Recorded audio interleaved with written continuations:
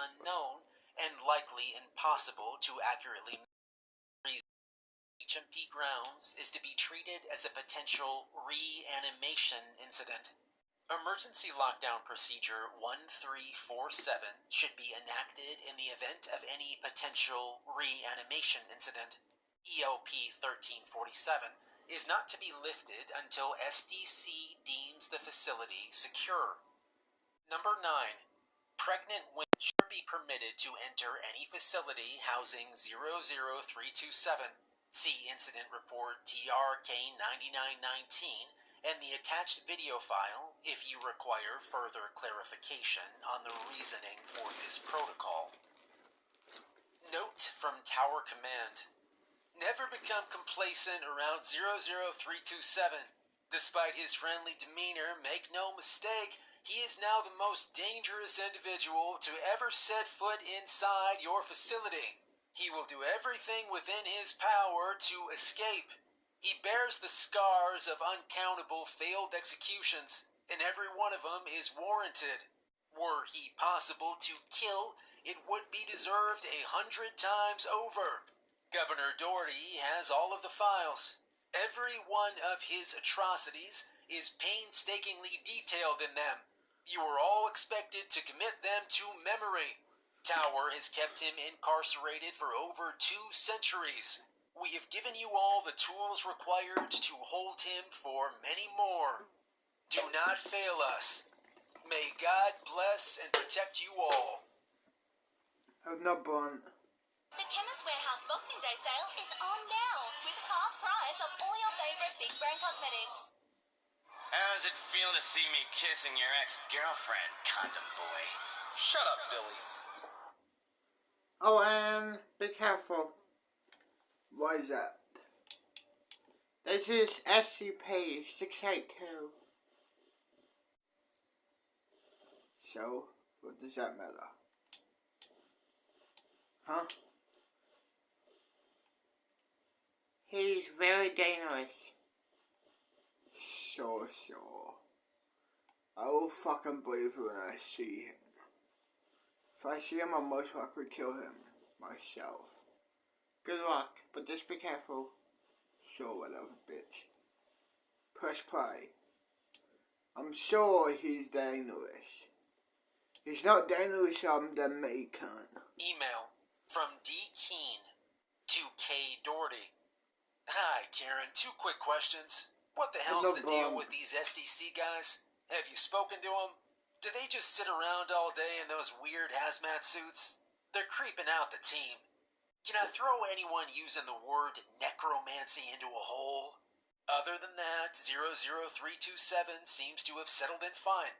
Old bastard could talk the ears off a donkey. At least the boys aren't bored anymore. They've had the protocols drilled into them, though, so I'm confident we're gonna make a success of this. Speak soon. David Keene, Solitary Confinement Team Leader. Email from K. Doherty to D. Keene. Hi, David. Glad to hear things are going well down there. Everything upstairs is going to shit. It's like he's put the fear into everyone just by being here. I should call Tower to see if there's anything they haven't told us. All of the SDC staff came from Tower. I'm not sure what's going on there, or why they're shipping the freak show out to the rest of us. The Crown Office just told us this was happening. No questions, no answers. We're not really meant to be discussing this anyway. Tower gets really pissy if you talk about him too much. It may be safer all around if you and I discuss your concerns about these matters in person from now on. Call me when you get off shift. Karen Doherty, Governor. Email from F. McNally to SC, all staff. Your new resident will be arriving from Tower later this morning. I expect you all to have memorized the brief. I want this transition to go smoothly. The other prisons housing relocated high-dependency inmates have been struggling with their assignments. I expect you to do better than they have.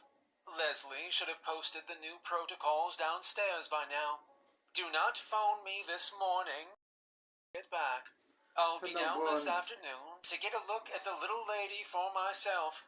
Till then, do your jobs. I want noms to be kissing our asses at the next inspection. Frank McNally, Governor. Email to all staff. Protocols relating to inmate number 00001. Number 1. Inmate 1 is to be held in the specially constructed Cell 2 of the solitary confinement block. All metal components are constructed of iron, and iron threads are used to strengthen the concrete of her cell. Extensive soundproofing measures have also been included in the construction of this cell. In instances where prisoner 1's cell requires cleaning, she is to don full body restraints and be transferred directly from her cell to a specially constructed mobile iron cage. At least 2 guards armed with portable thermic lances should be present to ensure compliance. SDC will carry out the cleaning process. Number 2. She requires a live diet. 1 rabbit is to be provided to her daily. Any captured vermin may be offered to her as a reward for compliance. Number 3.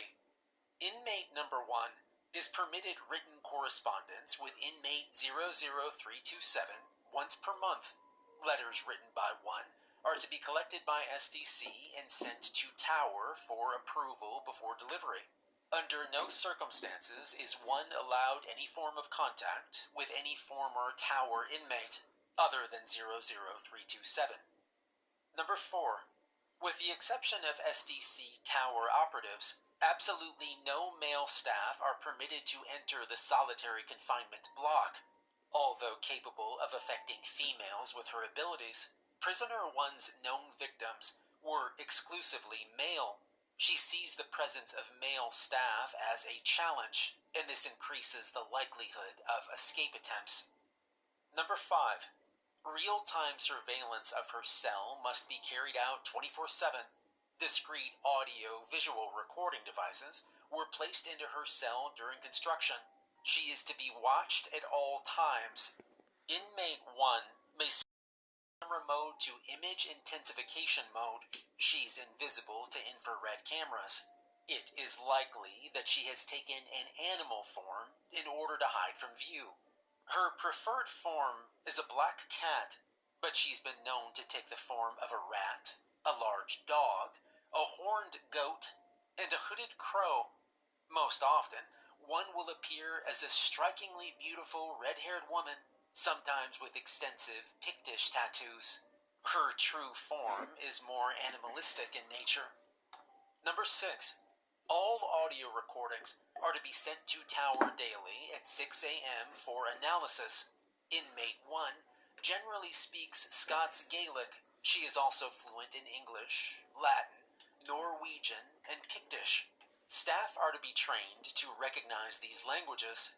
If 1 begins to speak a language they do not recognize, staff are to immediately mute the live audio feed. While not as dangerous as hearing it spoken in person, the language is still capable of creating adverse psychological effects, such as severe anxiety and paranoia, to those exposed to it via recording equipment. Inmate 1 is one of a handful of known living creatures to still speak this language. Number 7. She is now procedure 5225 should be enacted. EOP 5225 is the one of 2 instances under which staff are permitted to enter Zero's cell. Number 3. Zero's cell should be maintained at 80 degrees Celsius under normal circumstances. If Zero becomes highly agitated, the 80 degrees Celsius. If Zero manages to remove her bridle, the temperature should be increased to 3,400. Well, I see they got me another fucking question. Die. That's what I thought, bitch. Die. 3, 2, 1. Action. That's what I thought. Disgusting human. Waste my time.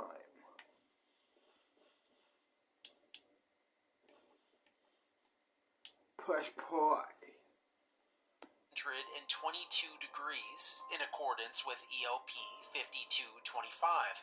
Such extreme temperatures will, unfortunately, not cause Zero long-term harm. Number 4. Zero is not to be fed. Zero's imprisonment is not simply the purpose of containment and study. As per our agreement with the Vatican, Tower will continue Zero's ongoing punishment. Number 5. Zero is to assist in locating unusual individuals. Zero is responsible for the existence of all high-dependency prisoners, either indirectly as a result of her historical actions, or directly through parentage. Zero is to be encouraged to write the names. So far, we've been able to extract around 2 names per week of these unusual individuals. Zero is rarely compliant in this, and will claim in writing that she does not know their names. This is a lie. Zero knows the names of all things. Once Zero has given us a name voluntary, inmate number 01487 will locate them, and Tower or an affiliate organization will apprehend. Number 6. If Zero becomes pregnant, staff must immediately enact Emergency Lockdown Procedure 661705. Zero's pregnancies are completely spontaneous, making prediction impossible. During ELP 661705, all offspring are to be immediately removed from Zero's cell and destroyed. Those who cannot be destroyed are to be placed into an extreme pressure containment unit and buried at the redacted Oceanic facility. Note from command: in the past, several Tower staff have experienced significant distress while carrying out ELP 661705. You must remember that all of her offspring are abominations, regardless of how human they appear. Number 7. Affiliate organizations are never to be allowed access to Zero. There is a reason she was entrusted to us and not them.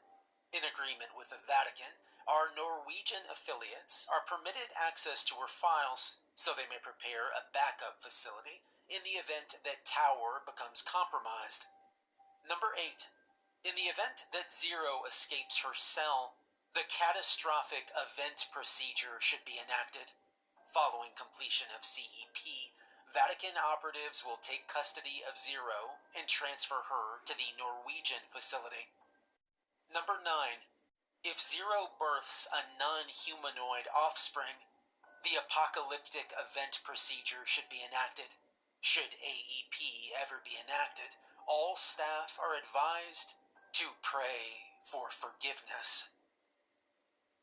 Email from Tower Command at redacted.gov.uk to Tower, all staff. Due to the actions of Governor McNally, now deceased, at HMP Redacted, inmate 00001 has escaped. All staff are to be on maximum alert. I do not need to explain to you the consequences if she were to enter this facility. May God bless and protect us all. Email from Tower Automated at redacted.gov.uk to Tower, all staff. Emergency Lockdown Procedure 661705 has been enacted. May God bless and protect us all. Staff are to read Operative Blake's report immediately. All SDC members guarding voluntary inmates are being dispatched to the Vatican immediately. All documents relating to Zero's pregnancies are to be collected and brought to command immediately. May God bless and protect us all. From Tower Automated at redacted.gov.uk to Tower, all staff. Catastrophic event procedure has been enacted. Extraction is not an option. May God bless and have mercy upon.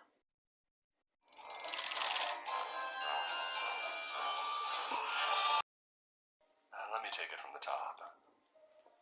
When I started working here, they had a very long one-on-one with me to explain all the potential dangers that I would be facing. They also made me sign an NDA and a bunch of other papers which stated that if something were to happen to me, the company would not be held responsible. They explained that the job is risky, but also paid well. I had been jobless for a while and jumped at the opportunity regardless of the risk. Unlike most other companies, though, they made me read through the entire NDA aloud and made sure that I was aware of all the rules. Some of the things that I read there made me think initially that this was all a joke. But then I saw that my superior was really serious. My job would basically be to provide support to the guards at other posts via comms and patrol the perimeter that I was stationed at. Now, our HQ was located in an office building compound which had multiple companies renting the adjacent buildings.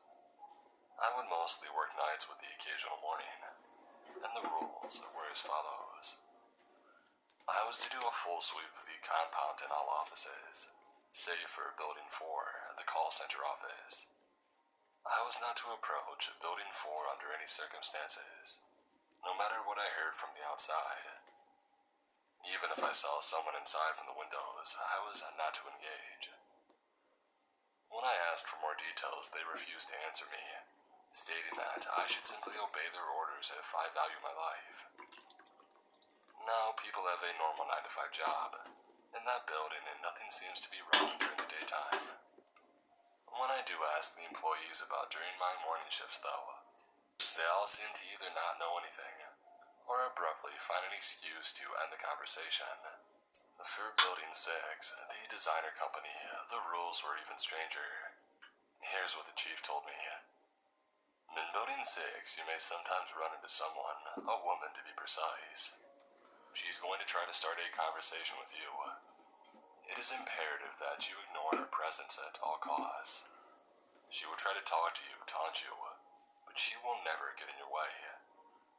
An extremely important rule to remember, and I cannot stress this enough, is that if you see her in the building, don't run or exit the building before finishing your sweep.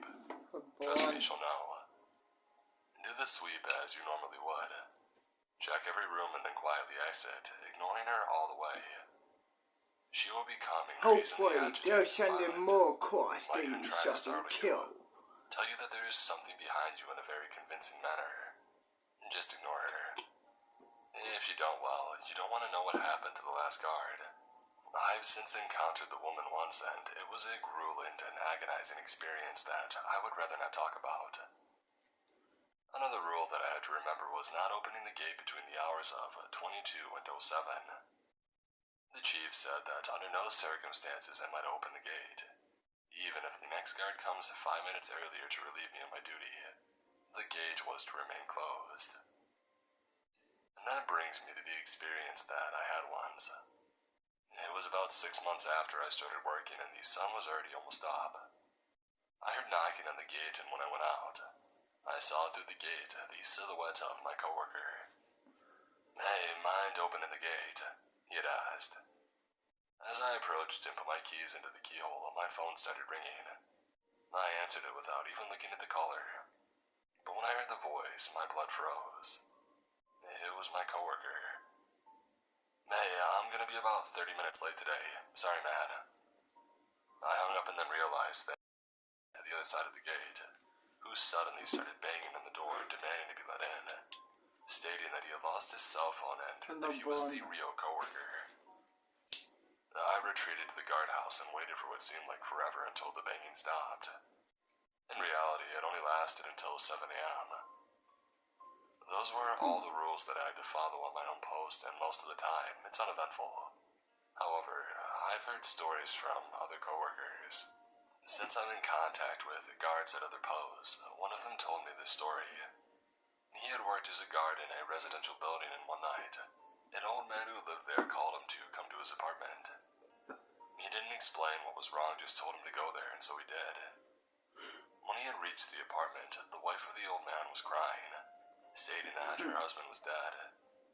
The guard tried convincing her that her man was very much alive and had in fact brought him there. But when he turned around, the old man was gone. It was then that he saw the old man's body in his chair next to his sobbing wife. Shit. He quit the same night. That human. Another creepy thing that happened was on a farmstead which our company has guards posted on. A guy by the name of Jeff who worked there told me about his own experience which made him run away from his post in the middle of the night. So apparently the farm was empty at that time since it needed some more stuff built first. But his duty was to basically patrol circles around the farm and make sure that there were no squatters or vandals. So one night, as he's walking around, he hears someone calling his name in a playful tone. He dismisses it as his imagination at first. But when it recurs, he asks who's there and demands they show up with their hands in the air. Now, I haven't seen this, though I can't guarantee anything. But Jeff swears that it's true. He says all of a sudden, out of the crops, a man just stands up. At the top of the crops, it reached to his waist, which was technically impossible, because the crops themselves were taller than Jeff, and he's a pretty tall guy. But the man grins at Jeff and continues calling his name playfully, as if he's still hiding from him. Needless to say, Jeff didn't stick around to see what that guy wanted. And when he reported it to HQ, they said that there were sightings of that man in the past, always calling the names of the guards but never really doing anything harmful. The final thing that I'll share with you here is my experience when I was stationed at a hospital for 1 month. It was a private clinic of some sorts, and my job was to basically monitor the camera feed. Camera 3 was off though, and when I asked why, they told me to keep it that way and never turn it on. They also said that from time to time I may see a person on the feed which covered the outside of the security office, and that he would just be standing there, facing the door. I was to remain in my office when that happened and not glance at the door. He would usually disappear after about 30 minutes or so, and patrolling was strictly prohibited between the calling his name in a playful tone. He dismisses it as his imagination at first, but when it recurs, he asks who's there and demands they show up with their hands in the air. Now, I haven't seen this, though I can't guarantee anything, but Jeff swears that it's true. He says all of a sudden, out of the crops, a man just stands up. At the top of the crops, it reached to his waist, which was technically impossible, because the crops themselves were taller than Jeff, and he's a pretty tall guy. But the man grins at Jeff and continues calling his name playfully, as if he's still hiding from him. Needless to say, Jeff didn't stick around to see what that guy wanted. When he reported it to HQ, they said that there were sightings of that man in the past, always calling the names of the guards but never really doing anything harmful. The final thing that I'll share with you here is my experience when I was stationed at a hospital for 1 month. It was a private clinic of some sorts, and my job was to basically monitor the camera feed. Camera 3 was off though, and when I asked why, they told me to keep it that way and never turn it on. They also I was about to talk to her, thinking she was a squatter, completely forgetting about the rules since I never once encountered her by then. And then, when I remembered the rules, that I was supposed to ignore her, my heart started to thump fast. I lowered my flashlight to my waist, pretending that I was looking at something on the wall to prevent her from seeing my beam, bouncing up and down from my trembling hand. I remembered that I had to do a full sweep before leaving if she was here, and I was only done with 1 floor. So with the thought of this, I cursed in my mind. "Hey, I'm sorry, I think I fell asleep in one of the offices and stayed after closing," she said, but I ignored her. I pretended to look around some more, but knew that I could only do it for so long before she got suspicious. So I decided to test my luck and just went for the door. As soon as I was inches close to her, she stepped aside and let me move along. I strode to the next office, but heard her following me right behind me. "Hey, can you please let me out? My children have to be worried sick," she repeated. The next 15 minutes or so, she was breathing down my neck, constantly trying to grab my attention. As I entered one of the offices, she pointed to the corner opposite of where my beam was and said, "Hey, who's that over there?" Her I blonde. fought the urge to look there, knowing that she was lying, but half scared that someone would just jump me right around the corner. As I progressed with my sweep, she became increasingly irritated, throwing stuff in my direction, not at me, mind you, but trying to startle me, but throwing them right in front of my face. Suddenly jumping in my walking path with a loud scream before moving aside again. Clasping her hands over her mouth and pointing behind me with wide eyes, which screamed utter fear. Me even saying things like, "I know you can see me, and I know you know I'm here. I can see how scared you are." I ignored all of it as much as I could, and by the time I was back on the first floor, more than ready to get out, she was saying things like, "Are you sure you checked all the rooms?" giggling along the way. I put the key in the keyhole and everything went quiet. I didn't want to see if she was gone, but instead I just went out as calmly as I could and locked the door behind me. I couldn't sleep for weeks after that one. A few months ago, I was stationed at an old office building. At first, it seemed like a common job, but I knew there was a catch before I even signed up. Sure enough, I was right. My partner and I were stationed on floor 43, which was undergoing renovations. Another blonde. Our job was to simply stand in front of a door. The door had a card reader and we were given access, but we were strictly forbidden from entering. People in hazmat suits would be coming in and out all day long from 8 a.m. to 4 p.m., and we were to let them in and out whenever they pleased, keeping track of the number of people who came and went. Now the catch was, after 1,600 hours, we were ordered not to let anyone in or out. That meant even if someone knocked on the door at 16:01, we were to ignore them entirely.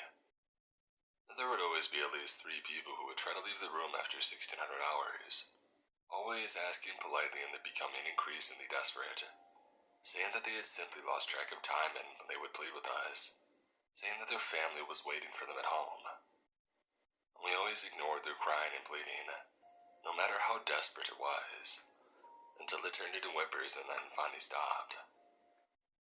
Now, I've only seen the room from the door, and from what I could see, it was just a normal room undergoing renovation like the rest of the floor. So whatever was in there must have been deeper inside or hidden in plain sight.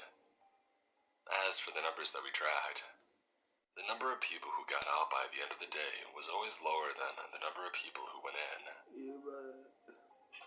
One story, a guard named Chris told me about his time in an old mansion guarding a big mirror. He and his co-worker were in the security room patrolling every hour, especially making sure that the mirror was covered with a sheet. They were to, under no circumstances, look at the mirror. They had a camera feed of the mirror which was on the bottom floor under the stairs, but it was turned so that the reflective side faced away from the camera. This one night, Chris's coworker goes for a patrol, and as he enters the mirror room, suddenly the sheet just slides off. Now the guy who told me this said it was technically impossible for the sheet to just come off, because it was fastened tightly. But somehow it did, and his partner just finds himself staring at the mirror. Chris locks the security room, as per the instructions from HQ, and calls the intervention team. Meanwhile, he glances back at the camera feed, only to find his coworker still staring blankly in the mirror. He had thought the camera was frozen, but the timer was moving, so his partner was just very still. He tried radioing him, but there was no response. And after about a minute or so, all of a sudden his partner pulls out his gun, puts it into his mouth, and finishes the job. And Chris was transferred the next day since a special team was sent to secure the mirror, and his services were no longer needed. One position that everyone is massively trying to apply for is the surveillance officer in a small town close to my own. Why they want the position is what I'll get to in a bit. But basically, the camera feed and the monitors in HQ over there cover various private households. One of the households is said to have a man in a suit show up at the doorstep from time to time. Now usually, guards need to go out to the address and make sure that everything's okay, or to apprehend the intruder. But for this specific individual, HQ left a very unique guide. Here are the instructions left by HQ. If the security official notices an individual in business attire on camera 12 during his shift, the steps below must be followed when confronting the individual. 1. Approach the individual and wait for him to turn around. He will continue to smile for the entirety of the conversation, but should his expression change, disengage and run to safety as quickly as possible. Be advised that while firearms are not prohibited, they are highly ineffective against the individual. Do not turn or look away from the individual once he has turned around, unless you need to evacuate. 2. The individual will, after turning around, inquire, "Lovely night, isn't it?" If the individual has not yet asked this question, follow the previous step and evacuate. 3. If the individual has inquired the aforementioned question, respond with, "Yes, it is. What can I do for you?" Or, "Indeed it is. How can I help you?" A combination of both works as well. If the individual ceases to smile during this interaction, proceed to evacuate immediately. 4. If done correctly, the individual will now ask, "Can you sing me a song?" If he says anything else, evacuate. Hello, Bond. 5. From here, you are to sing the pre-taught song to the individual, while ignoring his taunts and distractions. If so much as one word, pause or tone or stress are missed, evacuate. If the individual stops smiling during the song, evacuate. 6. Done correctly, the individual will say, You gotcha. "Splendid, thank you for the beautiful song." If he says anything aside from that, evacuate. 7. If step 6 was done correctly, close your eyes for at least 10 seconds and then open them. On the front steps where the individual stood will now be a briefcase, containing a large sum of money, while the individual himself will be gone in the household safe. 8. On the way back, the security official may encounter people of various ages in dire need of help. Most common occurrences include starving women with newborn babies, lost children, and attractive young woman hitchhiking. Therefore, the security official is free to keep it. Was it? Well, another crusty, huh? You gonna fight back or what? You are? Born in hell. Pathetic. 3, 2, 1. Action. Pathetic. Look at your breathing eyes, cunt. Say hello to my father for me, will you? He would love to meet you. So say hello to my father, dickhead.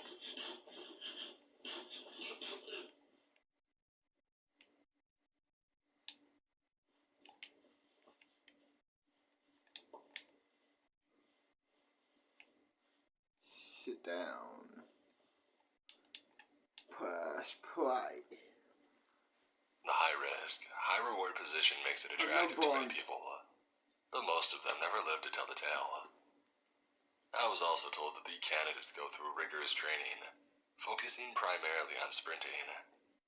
The candidates also need to pass the test, which simulates the encounter with the businessmen, no less than 5 times with a 95% or higher score. They are forced to remember the song perfectly, going through a computerized scan which detects any notes which were off. I don't even know what the song is, but I was told it's a simple tune which sounds like something taught in preschool. Anyway, this is as far as I'll go on this post, but I have some more stories to share in my future updates. In the meantime, stay safe and try to stay away from these kinds of things. They sound attractive due to pay or rush some people thrive on. but a tiny mistake can cost you your life. Or worse. Here are some more stories about places that I was stationed at and the ones that I heard from other guards in the company. A lot of these guards aren't around anymore, and I reckon the same could happen to me at any moment on my shaft. So, if in case there's a lack of updates, most likely something's happened to me. So, one memorable experience that I've had, and not in a good way, was when I was stationed at a local park with another guard. The park wasn't too big. Had a playground, a running track which wound in a circle around the park itself, and a tennis court.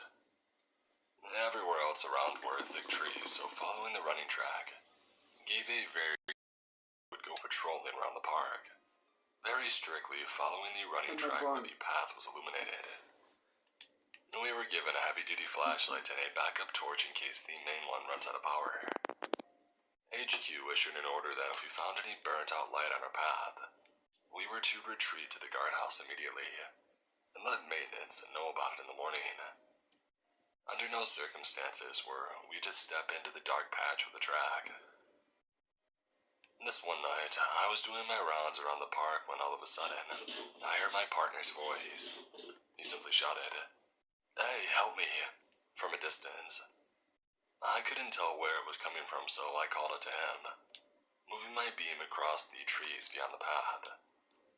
Now, the light that we were given is able to penetrate darkness so well that you could see it at least 100 meters in front of you. But when I illuminated the area my partner's voice was coming from, there was nothing. So, do you Moreover, smoke the weed? voice seemed to change the Of positions that course it was I do, coming baby. from. Cool. He yelled What again, about smoke? "Hey, help me." Yes. And I called him once more, Cool. asking him to tell me where he was at, but there was Well, no if response. you're doing a smoke, keep I this didn't one dare over wander into spare, the keep a couple darkness, of nogs. especially with no Thank signs you. of anywhere, You're welcome. heavy-duty light or not. And then my partner yelled for help again, and I Let's have a realized joint, something which then a made the smoke, hairs at the back of my then a neck fuck. stand straight. Done. Let's have a button His now. cries for help were on a loop, always saying the same thing, the same intonation, and the same length of pauses. I even looked at my watch, and sure enough, I was right. Call for help. 8-second pause. Call for help. 8 seconds again. I then realized how suddenly quiet everything was. Usually the park was somewhat loud at night. Crickets, owls, etc. Now it was so silent that I could hear my own heartbeat thumping. I turned around very slowly and walked out of there, doing my best not to sprint at my partner's looping cries for help persisted almost halfway until I was back at the guardhouse. When I finally did get back, my suspicion was confirmed and my partner was there, visibly confused at what I had just told him. We called up HQ to an intervention unit emerged, which was essentially an armored and heavy armored team sent in case of emergencies. I was questioned by the team leader for the next hour, while the others went to the scene where I had heard the voice of my coworker. Love it, Tanya, boo. My Love partner it, and I were baby. escorted out of the place, and the following morning, we were told that the park contract How was old you voided by are? the company, and we no longer needed to go I'll be there. 6 years old. No, I don't know anything else though, 16. because right after I returned to my original post back at HQ, I stay here forever. I spoke to a How? former intervention unit member who I had worked know. for a company for over 5 years. He I said wish that I some had of the that stuff type he of had seen magic, was but I unimaginable, only and he was willing to share some nip with me. at people's mind For and instance, this one time they got a walk call for from a residential wolves. building that they were securing, that there were strange noises I wish I coming had from one your of the power rooms. though. What? Walking for wolves. That would be cool. If I can walk through this wall here, that would be awesome. But I don't have that power, unfortunately. Press play. The team arrived in the scene and questioned the guard who had reported the Fair incident. enough. I know, Apparently, baby. his job was to make sure that no one entered room 416. He explained that the room itself was unoccupied, but that noises would be heard constantly between 2 a.m. and 3 a.m. Usually, those noises would include childlike giggling, loud footsteps, bouncing off something on the floor, and so on. The residents learned to ignore the noises, but this one old lady, Mrs. Rogers, had managed to get in, which he saw on the camera feed. Now, the intervention unit was told not to go in after anyone after 20 minutes had passed. But they still had time, so they rushed to the room. The guy who was telling me this said that as they approached the room they heard voices, like a group of people trying to talk in a hushed tone. They explained that it sounded like kids in school when they're trying to whisper, but were unintentionally loud enough for others to hear. As soon as they had touched the doorknob, the voices all stopped in unison. Not like the conversation was over, like literally as if someone had pressed a mute button in the middle of a sentence. They burst inside the empty room, which looked like no one stepped inside for years, weapons raised. No one was there, and as they're standing there completely silent, they hear a barely audible wheezing sound from above. They all look up, and as they do, they freeze. The guy who told me this said that what he saw still keeps him up at night sometimes. Mrs. Rogers was standing in the ceiling like a spider on all fours, craning her neck so much they thought her neck was broken, and she was looking directly at the unit upside down, wide-eyed. The spit was occasionally dropping from her mouth to the floor as she was wheezing. Her fingers had somehow mutated into long claws. And then, without any warning, Mrs. Rogers had managed to jump down on one of the team members in the blink of an eye, and gunshots ensued. He said that by the time they were done shooting, 2 more members were down and Mrs. Rogers had hundreds of bullet holes in her body, and was no longer moving. He had encountered similar scenarios after that, After but when I never came fuck so her, close to dying I again. guess I'll see you in a year. The building residents were evacuated from the building indefinitely the next day, and the official story given was that there was toxic fungi located within the building. The So final smoke, story that I'll Kanye, share then is we'll going to fuck, be the baby. one I was told by Damn, another baby. guard who went missing Yeah, later okay. on. He was stationed at a private school and it had a set of very strict rules that they had to follow. First off, there were 10 guards in total in each shift, and each of them were assigned to a classroom. Their job was to count all of the students after the classes were over. Should any of the students go missing, they were to call HQ immediately. And now comes the weird part. One day, the guard who told me this story counted all the kids in class, and the final number wouldn't add up. Instead of 32 students, he had 33. He counted a few times to make sure, and when the number was confirmed at 33, he told the teacher to start calling them by name and separating them from the group one by one. The teacher does so, calling each and every student. But when they're done, there are no surpluses. The list showed 32, and 32 were called on, and yet 33 students were in the classroom. They couldn't tell you who the extra student was, even when the guard was watching them like a hawk to make sure. None of them would sneak to the group of called-on kids while they weren't looking. Baffled and unsure of what to do, the guy tells the teacher to keep an eye on them while he contacts HQ. Already feeling silly for contacting the higher-ups over an extra student rather than a missing one, he expected HQ to scold him for calling about something like that. But when he says that he has an extra student who just popped up, chuckling at the absurdity of the situation, the person on the other end of the line suddenly goes silent.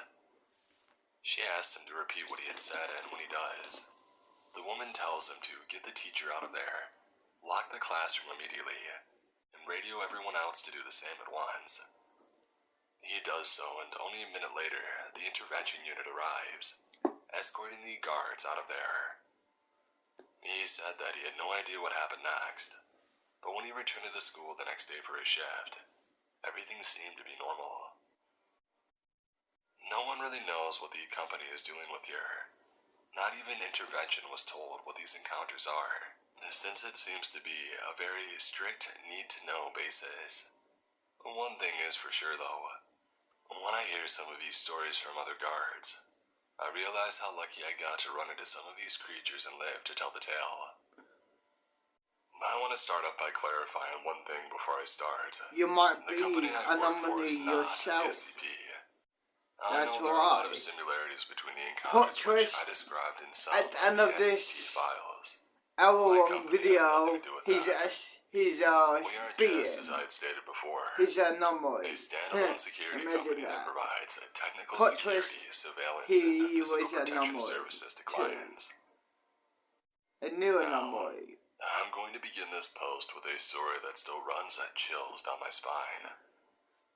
While I was stationed at an office complex similar to the ones in HQ where I am now, I had a number of strange experiences. Our job was mostly staying in our guardhouse and conducting mandatory patrols around the complex at the start and at the end of the shift, him taking one side while I took the other.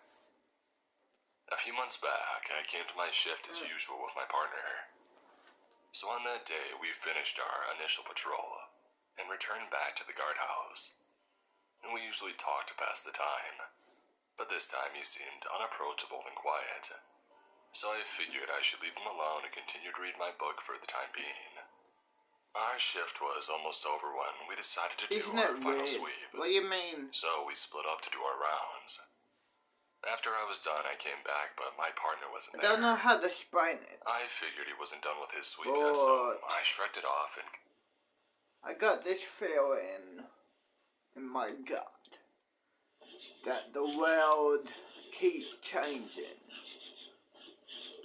Don't know how, but the world keeps changing.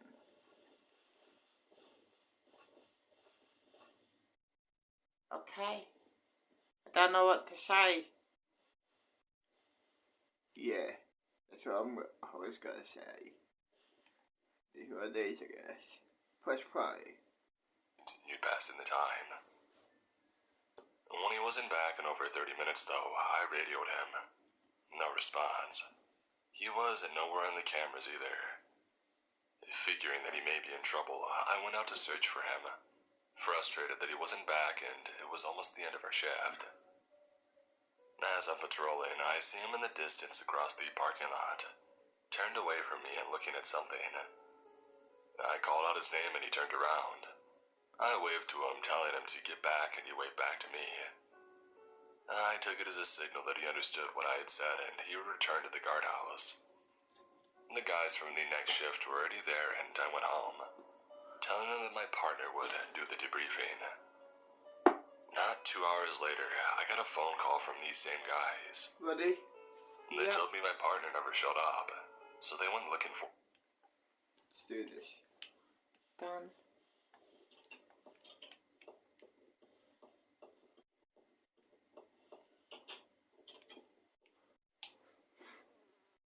Let's do this.